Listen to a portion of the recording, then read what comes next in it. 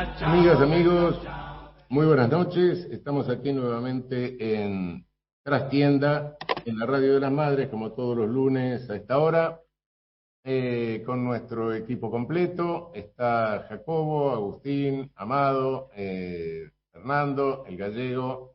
Estamos todos. Esta noche tenemos a alguien que ha estado con nosotros y que es un valiente, que bueno, que se anima a volver, que es nada menos que Carlos Raimundi, nuestro embajador en la Organización de Estados Americanos. Carlos, muchísimas gracias por tu presencia y por el tiempo que nos dedicas. No, al contrario, gracias a ustedes. Para mí sigue siendo un honor. Yo veo esta pantalla, digamos, y para mí es un honor estar en esta pantalla. Y después pienso que se pasa Yo a creí través de la radio. Yo No, creí pero que era un además, horror a veces, pero no importa. no, un honor, claramente. Y después saber que además se pasa por la radio de las madres, y entonces digo cartón lleno. Bueno, Qué grande. muchísimas gracias. Gracias. Bueno, hemos tenido acontecimientos interesantes en el ámbito continental, ¿no? Sí, a mí me preguntás, sí, Sí. sí. Mira, yo creo que había en función de lo que está ocurriendo en el mundo, un diseño preliminar de esta cumbre, que era reeditar y remozar el panamericanismo clásico, ¿no? Es decir, Estados Unidos establece el modelo a seguir en un momento de pérdida de hegemonía. Entonces, ¿qué es lo que tenían que tratar? De detener la hemorragia y de realinear al continente. Ese era el diseño preliminar de esta cumbre. Es decir, yo soy la oficina de certificación de quién es democrático y quién es un dictador, y el resto del continente me sigue. Sí. Bueno, eso no sucedió. Eso no sucedió por distintas razones. Primero, por la decisión política de algunos presidentes. Yo pondría en primer lugar al presidente López Obrador, después siguió Arce de Bolivia, siguió Xiomara Castro, que tampoco estuvo en representación de Honduras, y el complemento de esto en la propia cumbre fue el discurso del presidente argentino. Yo estuve allí. La verdad que yo soy renuente a este tipo de cumbres, y especialmente a esta y en este momento, pero represento a un gobierno, represento a un ala del gobierno, y tenía que dar un mensaje de unidad, un mensaje institucional también, y en función de esa representación institucional estuve. Y habiendo estado presente allí, te digo que el discurso del presidente Fernández tuvo una enorme repercusión. Yo creo que fue el contrapunto para cotejar, digamos, con ese diseño original que tenía la cumbre. Y fue reflejado en todos lados, inclusive el propio gobierno de Cuba, a través de su presidente, y también en Argentina de su embajador, de Pedro Pablo Pérez Prada, se manifestaron también muy gratamente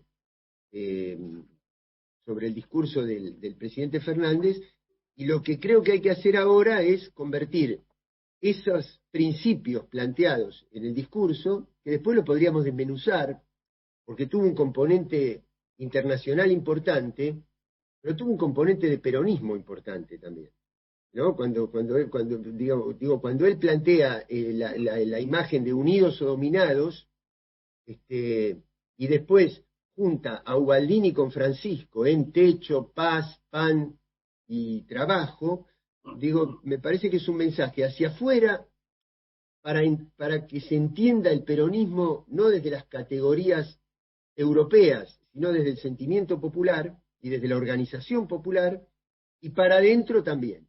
Ahora, lo que hay que hacer ahora es ser consecuentes, digamos, con ese discurso y convertir esos principios en hechos de política concreta, tanto a nivel de la política exterior como de la política interna, ¿no?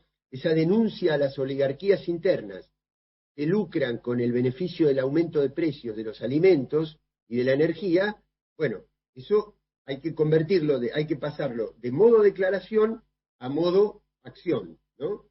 Y esos son los desafíos que tenemos. Esto dicho muy resumidamente, desde luego podemos desarrollar cada una de estas cosas. Bueno, el otro hecho fue el pibe que le dijo lo que escuchamos a Almagro, ¿no? Interesante. Sí, sí, mira, Almagro es un sinvergüenza, donde su principal botón de muestra fue el golpe en Bolivia, fue lo más Sí, grave desde el sin punto de vista duda. institucional y desde el punto de vista de las consecuencias sociales, porque hubo masacres, porque hubo muertes, Sí, no heridos. nos olvidemos que antes había prohijado una invasión colombiana a Venezuela, ¿no? Mira, Raúl, cuando yo llegué acá, en la etapa que estaba la relación OEA-Venezuela era aplicarle el TIAR, Sí, para que te des una idea, aplicarle sí, el TIAR, sí, un tratado de intervención militar. sí. En esa situación estábamos. Pero Este, Carlos, una pregunta. ¿El TIAR no es para potencias extracontinentales? claro, bueno, pero lo que ellos aducen es la injerencia de un acuerdo con Irán y de un acuerdo con las grandes dictaduras, con el eje del mal a nivel internacional. Ese es la dimensión internacional que le dan a la injerencia externa para justificar la aplicación Pero del es TIAR. como si uno dijera que iba a aplicarle el TIAR a Estados Unidos por su relación con Arabia Saudita, más o menos. Y sí, Claro, pero eso lo entendemos nosotros que tratamos No, son preguntas, por eso. de razonar, claro, pero nosotros tratamos de razonar con una mentalidad descolonizada.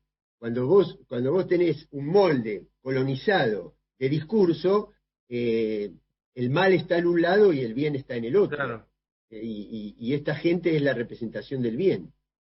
Por eso que Sí, pero es acá lo importante que... lo que marcas, Carlos, perdón.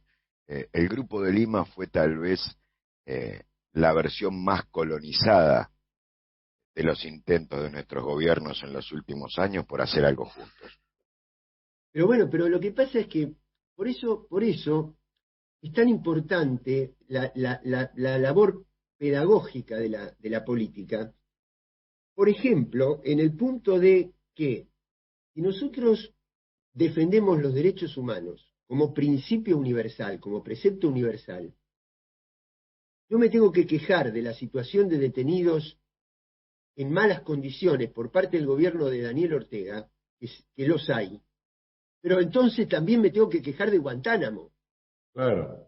porque si me quejo nada más que de una cosa, no es un precepto universal, es un alineamiento geopolítico e ideológico, y deja de ser un principio. Y la Argentina tiene que liderar en defensa de los derechos humanos como principio, no como alineamiento geopolítico. Y yo me quejo de la invasión de Rusia a un territorio soberano como el de Ucrania, que desde el punto de vista del derecho internacional lo es, pero no lo contextualizo y no lo ubico entonces en la categoría de que hay un Estado agresor y un Estado agredido. Pero si yo tomo un razonamiento descolonizado, como el de Hernández Arregui, cuando decía hay que distinguir el nacionalismo expansivo, el de Hitler, del nacionalismo anticolonial, el latinoamericano, el de la teoría de la dependencia, aquí tenemos que hacer lo mismo. Aquí hubo una amenaza a la seguridad de un Estado que no tuvo otro remedio que responder con una intervención después de que hace muchos años está pidiendo que entiendan esa situación, que la OTAN no se expanda, que no sigan nazificando la frontera. Entonces, ¿es una invasión desde el punto de vista del derecho estrictamente jurídico? Sí lo es. Ahora, hay un contexto geopolítico que relativiza la categoría de agresor y agredido y lleva a que un país como la Argentina tenga que tener mucho cuidado cuando califica estas cosas y cuando se posiciona frente a esta situación. Sí, por otra parte, la posición argentina de los gobiernos populares, desde Irigoyen en adelante, la Primera Guerra, la Segunda Guerra, etcétera, fue una posición de neutralidad. Y acá con más razón, Raúl, acá tenemos la OTAN en Malvinas. Claro, Quiere decir que una expansión de la OTAN no solamente es una toma de posición frente a ese conflicto específico, sino frente a la expansión de una organización en todo el mundo. ¿Por qué China también es tan cuidadosa de no atacar a Rusia, si bien no se ha alineado directamente con Rusia? Porque una expansión de la OTAN lleva a expandir este conflicto al acuerdo entre Estados Unidos, Gran Bretaña y Australia, que amenazan el mar del sur de la China y la integridad territorial de ese Estado. Sí, claro. Y nosotros lo tenemos en el Atlántico Sur. Claro. Sí, exactamente, sí. Sí, sí, efectivamente. Bueno, de cualquier manera, creo que la cumbre ha dado un resultado positivo, ¿no? Contrario a lo que uno podía suponer. Lo que vos decías es exacto, daba la impresión de que esto era una cumbre para resucitar ese panamericanismo controlado, colonizador, colonial, por así decir, y sin embargo creo que no tuvieron el suficiente éxito. Me parece que han exhibido, quedó claro frente al continente esa línea, ¿no? Lo que quisieron hacer y lo que les salió. Me parece que no creo que se sientan felices por el resultado, ¿no? Mira, para ratificar lo que querían hacer, hubo una serie de documentos que se acordaron previamente y que quedó completamente eclipsado por el contrapunto político sustancial, digamos. Ahora, esos documentos reflejan la verdadera intencionalidad. Había un documento sobre energías limpias, otra sobre desarrollo sustentable, otra sobre salud y resiliencia, bueno, todas esas cosas que forman parte del discurso clásico. Pero había uno que era central, que era el de gobernabilidad democrática, que yo me opuse desde un primer momento a su propia estructura, porque ellos reducen la gobernabilidad democrática a la transparencia electoral. Sí. Entonces, el discurso estaba armado sobre la base de que había que cumplir una serie de estándares electorales y que la OEA, es decir, Almagro, tenía que ser el fiscal de la transparencia electoral en toda la región. Bueno, nosotros nos oponemos, digamos, no nos oponemos a que tiene que haber transparencia electoral, pero el concepto es exactamente a la inversa, es un documento que se refiere a la gobernabilidad democrática y que no menciona el hambre, que no menciona la pobreza, que no menciona la desigualdad, que no menciona la colonización económica de nuestros países y financiera. Entonces, la idea es que los pueblos tienen que votar porque esa es la garantía del desarrollo. Y nosotros hemos comprobado que por más que los pueblos voten, si se aplican políticas económicas y financieras colonizadas, por más que voten los pueblos, cada vez van a comer menos. Entonces la idea nuestra es que es al revés. No es que los pueblos comen más a medida que votan, sino que votan mejor a medida que comen. Bueno, esa es la diferencia estructural, conceptual que tenemos. Sin contar con que las decisiones económicas no las toman las autoridades políticas democráticamente electas en el mundo de hoy, ¿no? Claro, y no solo en nuestra América. No solo en nuestra América. Ahora, Carlos, esto está bueno porque el neoliberalismo ha actuado desde fines de los 70, antes también, para confundir poliarquía con democracia. Son conceptos que hoy se utilizan como fenómenos y la poliarquía es simplemente el método a través de los cuales se eligen las autoridades en un sistema democrático. Pero la democracia es mucho más, es el fondo, es el para quién, no el cómo. Pero esa es nuestra pelea, Agustín. Cuando se hizo esa reunión, también fue una especie de cumbre de las democracias donde no fue invitada a China. Entonces vos decís, bueno, y fue invitado Guaidó, por ejemplo. ¿No? Es una cosa increíble, que una persona que representa una fantasía es una expresión democrática y un país que en 30 años saca a 500 millones de seres humanos de la pobreza es una expresión dictatorial. Bueno, esa es la mentalidad trastocada, colonizada, que tenemos que romper. ¿No? Bueno, nada, ese es el desafío. Yo creo que la disputa más profunda que tenemos no es Estados Unidos-China, es política o mercados. Es que Bolsonaro le acaba de pedir a Elon Musk que se haga cargo de la Amazonia. Es que mis chicos, mis hijos e hijas se enteran, digamos, y se congratulan de que un influencer de YouTube consigue dinero para un trasplante de una persona que lo necesita más rápido que el Estado. Estas cosas son las que están en juego. Y va creciendo una mentalidad neofascista, como decíamos antes en esa conversación previa que tuvimos antes de empezar al aire. Se está gestando una mentalidad neofascista, pero que esta vez no desemboca en la autoridad estatal. Porque el fascismo, por lo menos, yo no es que esté defendiendo el fascismo, por Dios, pero lo que quiero decir es que una vez superado el fascismo, quedaba un Estado fuerte en términos de intervención económica.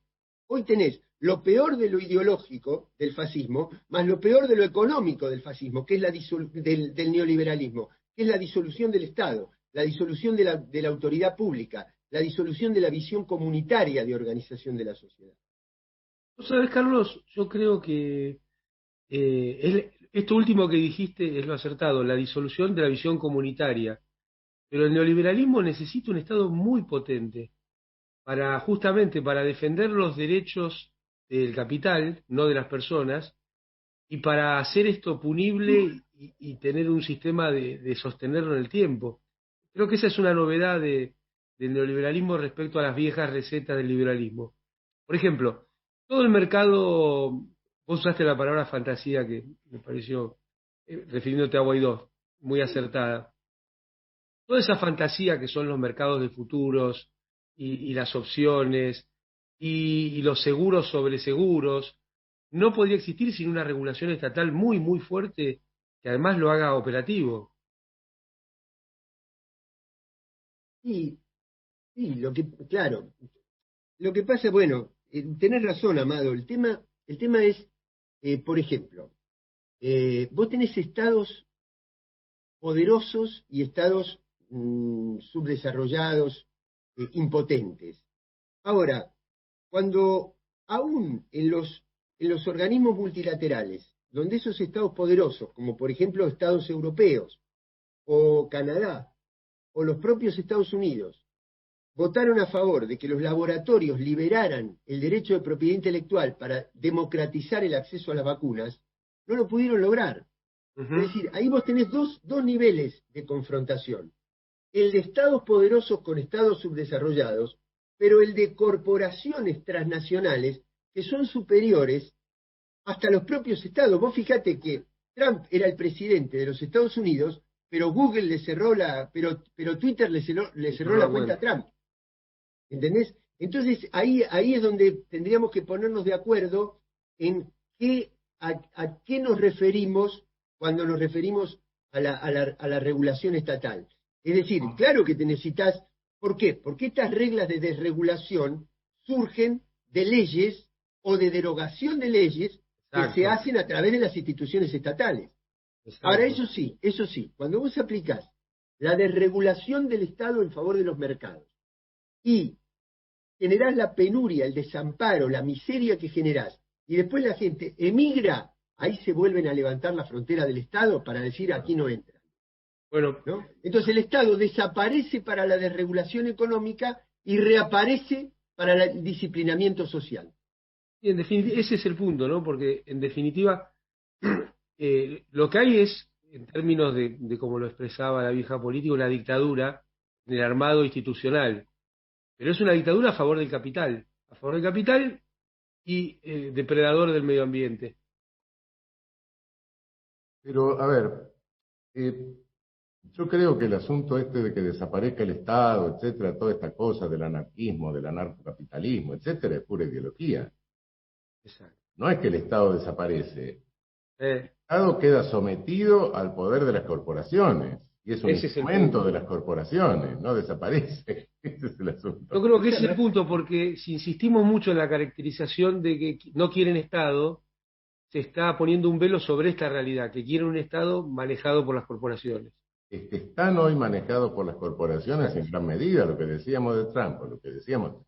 Yo creo que si Biden quiere hacer algo que jode que moleste a las corporaciones, toca un botón y le traen un café.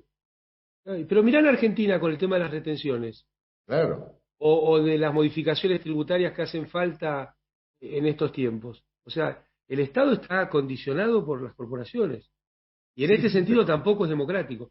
sí, sí, La pero cumbre no, esa que hicieron para ponerle un nombre en Bariloche, en el Yao Yao, es como que convirtieron el Yao Yao en una casa de gobierno durante unos días, para claro. tomarle examen a la política y para decirle lo que tiene que hacer. Sí, pero no me refiero solo a lo que nos pasa a nosotros que estamos en una posición geopolítica subordinada, por así decir, por no decir en un colonialismo. Sino me refiero a los estados del norte. También en lo claro. Ese es el Pero asunto. Bueno, es que lo que sobre pasa, todo en el norte. Claro, pero lo que pasa, a ver, agregando al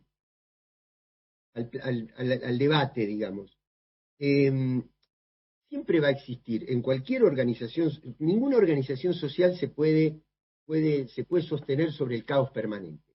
Quiere decir que algún tipo de orden social tiene que existir, algún tipo de autoridad pública tiene que existir. Eso ha sucedido en todas las etapas históricas. Entonces, cuando vos tenés, por ejemplo, un legislador que preside una comisión económica en la Cámara de Senadores de los Estados Unidos, pero que está financiada tanto su campaña como los incentivos para las decisiones que tenga que tomar una vez que está en funciones, por los grandes fondos de inversión. ¿Dónde está la frontera entre la institución pública y el capital privado y el capital financiero? Se te borran las fronteras. Entonces, el problema no es el formato de la autoridad pública, sino en nombre de qué intereses gobierna, de qué intereses organiza la sociedad. Es decir, cuando en Estados Unidos, en finales de la década de los 90, se derogan la legislación Glass-Steagall, que era la legislación de Roosevelt para dividir la Los banca de bancos. inversión de la banca comercial o de la banca financiera, lo hace el Estado.